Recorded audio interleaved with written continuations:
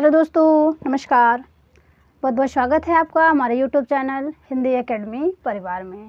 कैसे हैं आप सब? आशा करते हूँ अच्छे होंगे, स्वस्थ होंगे और खूब मन लगा करके पढ़ाई कर रहे होंगे, अपने लक्ष्य के प्रति निरंतर आगे बढ़ते होंगे। तो दोस्तों, खूब मेहनत करिए, खूब जी जान से। और इस बार जो ये 2024 है, इसमें आप अपने लक्ष्य तक पहुँचें। ये वो वर्ष है कि इसमें ढेर सारी वैकेंसीज आने वाली हैं, तो आप लक्ष्य एक बनाइए और तैयारी आप करते रहिए। और जो भी मिलते जुलते आपकी तैयारी से एग्ज़ाम हों, उन्हें आप देते रहिए। कहीं न कहीं आप ज़रूर सेलेक्ट होंगे, ठीक है। और जितनी आप कठिन परिश्रम करेंगे, मेहनत करेंगे, ठीक है। तो बस आप लोग जल्दी जुड़ जाइए, क्लास को शेयर कर दीजिए और क्लास में अंत तक बने रहा करिए। मैं वही प्रश्न लेके आती हूँ जो आपके परीक्षा में पूछे हुए हैं और जहाँ से प्रश्न बनते हैं। तो हम RO, यस टैट, TGT, PGT इन सब परीक्षाओं के लिए इम्पोर्टेंट प्रश्न लेके चल रहे हैं MCQs के रूप में, ठीक है। तो देखिए, आज मेरी क्लास जो है, आज की क्लास सामान्य हिंदी पे है। यहाँ से प्रश्न RO में बनेंगे और ये उन्हीं के लिए है। और जो व्याकरण हो गया, व्याकरण के प्रश्न TGT, PGT में भी पूछे जाते हैं और आपका यस टेट में भी पूछा जाता है। तो मुझे लगता है कि इन सब परीक्षाओं के हम एक साथ तैयारी कर सकते हैं। तो मैंने इम्पोर्टेंट प्रश्न लिए हुए हैं, तो चलिए आप लोग प्रैक्टिस लगाइए, ठीक है। और वीडियो दोस्तों पसंद आया करे तो आप वीडियो को लाइक किया करिए और वीडियो को शेयर खूब किया करिए, जिससे और भी भाई बहन हमसे जुड़ पाएँ। और जो भी भाई बहन चैनल पे पहली बार हैं, अगर वे चैनल को सब्सक्राइब नहीं किए हैं तो चैनल को सब्सक्राइब कर लें, बेल आइकन प्रेस कर लें, जिससे हमारे वीडियोज़ की हर नोटिफिकेशन उन्हें मिल जाया करे। और दोस्तों, क्लास को खूब शेयर किया करिए, ठीक है। तो चलिए बिना देर किए हुए क्लास को शुरू करते हैं। और एक बात दोस्तों, जो भाई बहन पहली बार हैं हमारे चैनल पे, हमसे जुड़ रहे हैं, हमें देख पा रहे हैं, तो वे कॉपी पेन लेके बैठे हैं, ठीक है। जो मैं नए क्वेश्चन इनमें विकल्प को परिभाषित करती हूँ, तो वे भी उनको वे नोट करते चलेंगे, तो उनका और अच्छा तैयारी हो पाएगा, ठीक है। चलिए देखते हैं, लोभी किस विधि से निर्मित विशेषण है? लोभी किस विधि से निर्मित विशेषण है? ऑप्शन ए है संज्ञा विधि, ऑप्शन बी है सर्वनाम विधि, ऑप्शन सी है क्रिया विधि, ऑप्शन डी है प्रत्यय विधि। तो इनमें आप सब अपने अपने आंसर गेस करिए।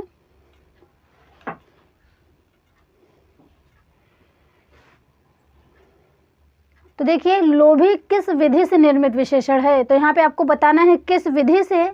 तो पहले ये जानिए, लोभी शब्द क्या है? लोभी विशेषण शब्द है, ठीक है। और लोभी मूल शब्द क्या है? लोभ है। मूल शब्द आपका लोभ है, विशेष्य। इसी में ई प्रत्यय लगा है, ठीक है। ई प्रत्यय लगा तो बन गया लोभी। तो आपका राइट आंसर जाएगा ऑप्शन डी, ये प्रत्यय विधि से निर्मित विशेषण है, ठीक है। आप लोग ध्यान रखेंगे, लोभी कैसा विशेषण है? तो ये प्रत्यय विधि से निर्मित विशेषण है, ठीक है। प्रश्न 2 देखते हैं, जिस विकारी शब्द से संज्ञा की व्याप्ति मर्यादित होती है, जिस विकारी शब्द से संज्ञा की व्याप्ति मर्यादित होती है, उसे कहते हैं विशेषण कहते हैं, सर्वनाम कहते हैं, विशेष्य कहते हैं, या फिर क्रिया कहते हैं। तो यहाँ पे राइट आंसर हो जाएगा दोस्तों, उसे विशेषण कहते हैं, ठीक है, विशेषण। प्रश्न 3 देखते हैं, निम्न में कौन सा शब्द विशेषण है? निम्न में कौन सा शब्द विशेषण है? उपार्जन, चक्षु, उपनिवेश, घरेलू।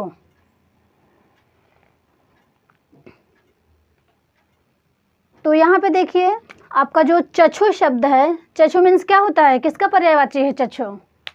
आँख का, नयन, लोचन, अच्छे, ठीक है, चक्षु, यही आपका विशेषण शब्द है।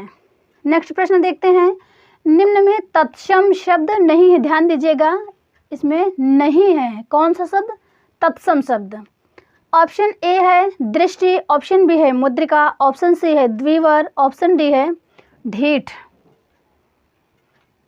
तो इनमें तत्सम शब्द नहीं है, यही आपको बताना है।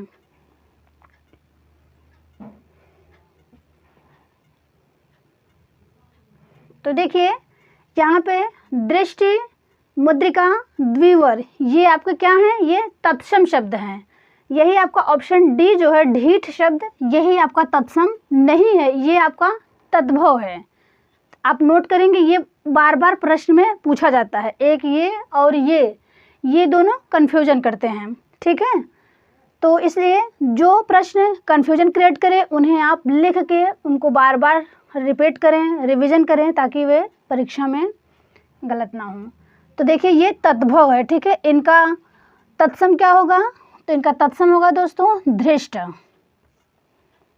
ठीक है। ढीठ तद्भव है, दृष्ट धृष्ट तत्सम है, ठीक है। और दृष्टि का तद्भव क्या होगा, तो दीठ ही। मुद्रिका का क्या होगा, मुद्री। और द्विवर का देवर, ठीक है। ये सब आपके तद्भव हैं और बाकी दृष्टि, मुद्रिका, द्विवर और धृष्ट तत्सम है, ठीक है। मैं उम्मीद करती हूँ आप सबको समझ में आ गया होगा। तो चलिए नेक्स्ट प्रश्न देखते हैं। निम्न में तद्भव नहीं है, निम्न में तद्भव नहीं है। अभी आपने पढ़ा कि उसमें तत्सम नहीं है ऊपर वाले प्रश्न में, और यहाँ पे है निम्न में तद्भव नहीं है उषाज, श्रृंगार, अटारी, उपालंभ। तो यहाँ पे आप सब अपने अपने आंसर गेस करिए, वो कौन सा विकल्प है जो कि तद्भव नहीं है यानी तत्सम है।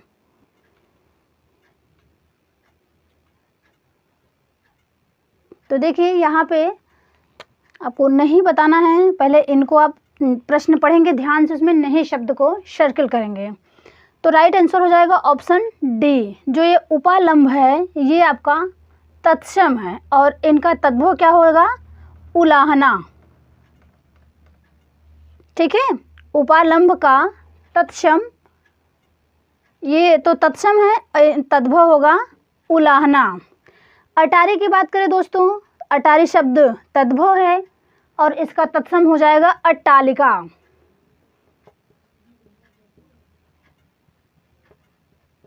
अट्टालिका, ठीक है। श्रृंगार का क्या हो जाएगा, देखिए श्रृंगार, जो श्रृंगार है ये तद्भव है, श्रृंगार ये तत्सम है। और इसको शुद्ध कैसे लिखा जाएगा, तो शुद्ध रूप में भी खूब पूछा जाता है, आप लोग ध्यान रखेंगे वर्तनी शुद्धि में ये आपका सही है श्रृंगार। और उषास की बात करूं तो ये भी आपका तत्सम है और इसका तत्सम क्या हो जाएगा, पूछने वाले प्रश्न है दोस्तों, आप लोग ध्यान से पढ़िएगा। उच्छ्वास,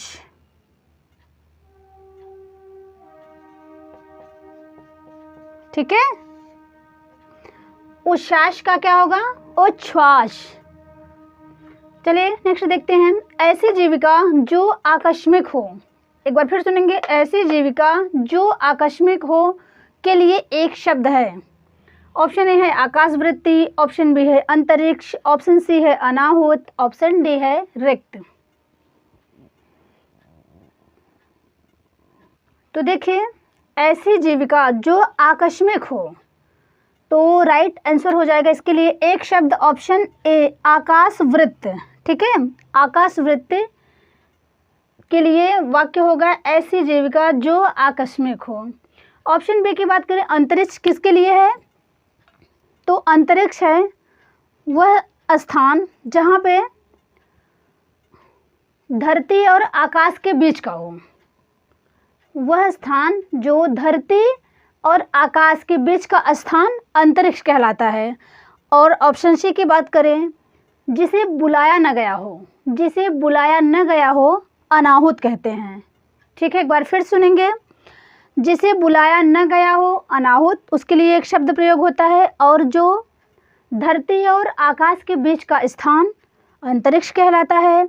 ऐसी जीविका जो आकस्मिक हो आकाशवृत्ति कहलाती है एक शब्द में। और रिक्त जो उत्तराधिकार में प्राप्त संपत्ति को रिक्त कहा जाता है, ठीक है। उत्तराधिकार में मिली वस्तु को रिक्त कहा जाता है, ठीक है। एक बार फिर सुनेंगे, उत्तराधिकार में मिली वस्तु रिक्त कहलाती है। प्रश्न 7 देखते हैं। वर्तिका का तद्भव रूप होगा, वर्तिका, यहाँ से दोस्तों 2017 में आरओ में, 2014 में, इन सब परीक्षाओं में पूछे हुए हैं और जो परीक्षा में पूछे जा सकते हैं, मैंने इन वैसे प्रश्नों को भी यहाँ पे रखा हुआ है। ठीक है, और मैंने अब एक क्वेश्चन में मैंने आपको 4-4 प्रश्न दिया है ताकि आपका और अच्छे से कम समय में ज़्यादा तैयार हो। तो देखिए, वर्तिका का तद्भव रूप होगा हुलास, तीता, सींग, बत्ती। तो देखिए, वर्तिका का तद्भव रूप होगा ऑप्शन डी, राइट है, बत्ती। ठीक है, बत्ती तद्भव रूप है और ये जो वर्तिका है ये आपका तत्सम है। देखिए, हुलास शब्द जो है, हुलास का तत्सम क्या होगा? हुलास, तीता, शीघ, ये तद्भव शब्द हैं और इसका आप तत्सम भी जान लीजिए, उल्लास। हुलास का उल्लास होगा, तीता, ये खूब परीक्षा में पूछे जाते हैं, इन्हें आप ध्यान रखिएगा और हमेशा रिवीजन करते रहिएगा। और शींग का श्रृंग होता है। ठीक है, हुलास का उल्लास, तीता का तिक्त, शींग का श्रृंग और बत्ती का वर्तिका। ठीक है, स्क्रीनशॉट ले लीजिए, फिर आगे बढ़ें।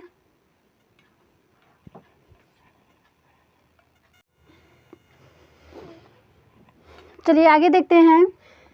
निम्न में तत्सम शब्द नहीं है: जमुना, इच्छु, उपानह, पर्यक।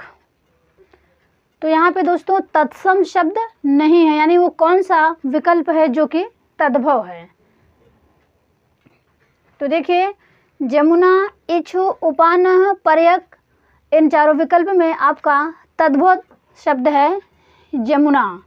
ठीक है, ऑप्शन ए ये तत्सम नहीं है, तो जमुना का तत्सम क्या हो जाएगा? यमुना। ठीक है, और ये अपने आप में तत्सम शब्द है ही, इसका तद्भव जान लीजिए आप। इच्छु जो है ये ईख का है, ईख शब्द तद्भव है, इच्छु तत्सम है। उपानह जो है ये पनही मीन्स जूता, तो पनही शब्द तद्भव है और उपानह तत्सम है। ठीक है, पर्यक की बात करूं, जो पर्यक शब्द है ये है पलंग। पलंग शब्द दोस्तों तद्भव है और पर्यक जो है ये तत्सम है।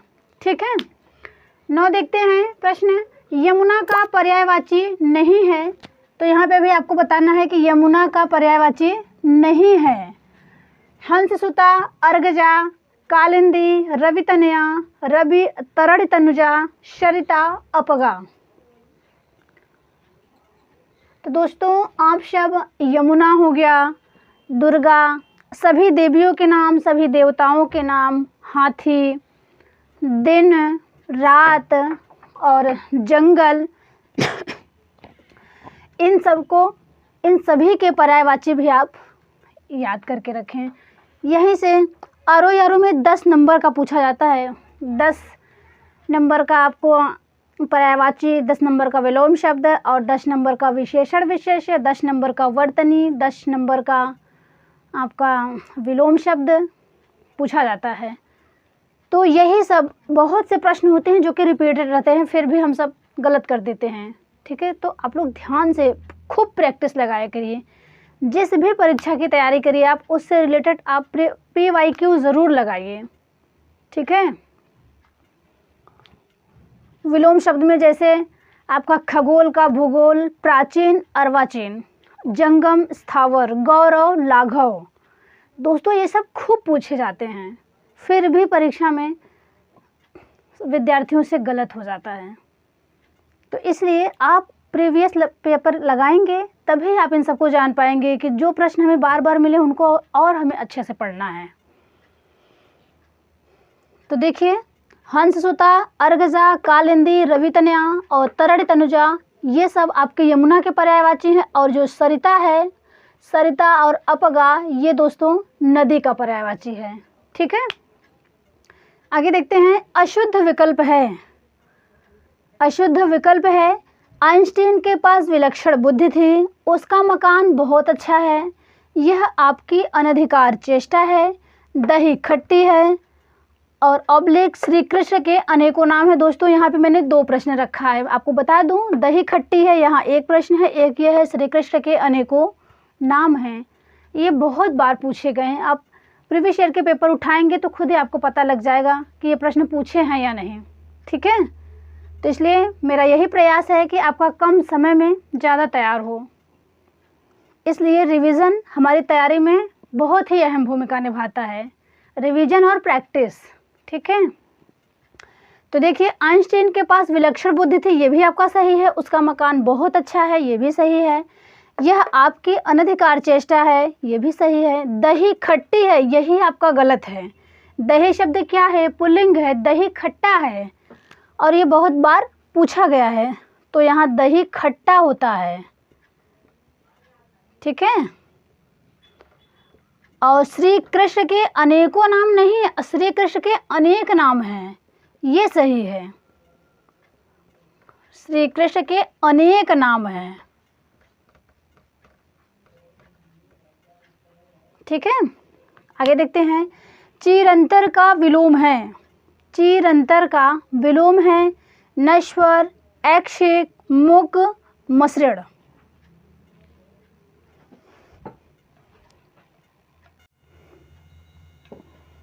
तो आप सब अपने अपने आंसर गेस कर लिए होंगे। तो देखिए चिरंतर का विलोम हो जाएगा नश्वर, राइट आंसर ऑप्शन ए। ठीक है, ऐक्षिक किसका विलोम है, तो ऐक्षिक का क्या होता है, अनिवार्य। ठीक है, मुग का दोस्तों क्या होता है, वाचाल, और जो बहुत बोलता हो उसके लिए एक शब्द में भी ये वाचाल बहुत पूछा जाता है। ठीक है, जो बहुत बोलता हो वाचाल। और मसृण का विलोम क्या होता है, रुक्ष, ये बहुत पूछा जाता है, इन्हें आप ध्यान रखिएगा, जो बार बार पूछे हुए हैं मैंने उन्हीं प्रश्नों को लिया है। आगे देखिए, शुद्ध वर्तनी है, शुद्ध वर्तनी है अंतश्चेतना, दुर्निवार, अंतर्धान, सृष्टा, आशीर्वाद, अछुड़। ऑप्शन डी है सभी।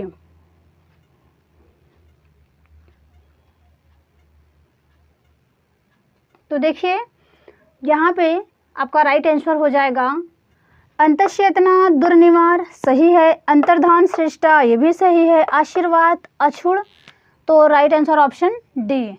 दोस्तों ये खूब पूछा जाता है, आशीर्वाद बहुत बार पूछा गया है शुद्ध वर्तनी में। और शुद्ध वर्तनी में आपका रचयिता, कवयित्री, हिरण्यकशिपु एक शब्द है दोस्तों, श्रृंगार, सन्यासी, और प्रतिद्वंदी, प्रतिस्पर्धा, और वैज्ञानिक, कालिदास, अधिशासी, ये सब खूब पूछे जाते हैं शुद्ध वर्तनी में। तो आप इन सबको ध्यान से पढ़ेंगे।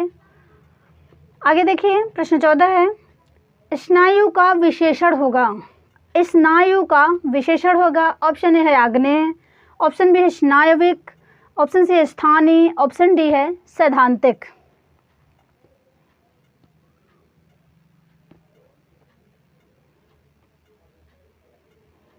तो देखिए स्नायु का विशेषण हो जाएगा स्नायविक। ठीक है, स्नायविक। आग्नेय किसका विशेषण है दोस्तों, तो आप लोग जान लीजिए आग का है, अग्नि का विशेषण आग्नेय होता है। और ये पूछा हुआ है इसलिए मैंने लिखा है, आप लोग ध्यान से पढ़ेंगे। आग का विशेषण आग्नेय होता है, स्नायु का स्नायविक, और स्थानीय क्या दोस्तों क्या होता है, स्थान का होता है, स्थान का स्थानीय होता है। और सैद्धांतिक जो है ये किसका है, सिद्धांत का। ठीक है, सिद्धांत का सैद्धांतिक होता है। चलिए आज के सेशन का अंतिम प्रश्न देखते हैं। एक प्रतिभा संपन्न छात्र का विशेषण है, एक प्रतिभा संपन्न छात्र का विशेषण है मेधावी है, चतुर है, कुशल है और अध्ययनशील है। तो यहाँ पे दोस्तों राइट आंसर हो जाएगा आपका ऑप्शन ए मेधावी। एक प्रतिभा संपन्न छात्र के लिए अगर विशेषण की बात की जाए तो वह मेधावी है, छात्र है, वह मेधावी छात्र है, चतुर कुशल अध्ययन से लिए नहीं होगा।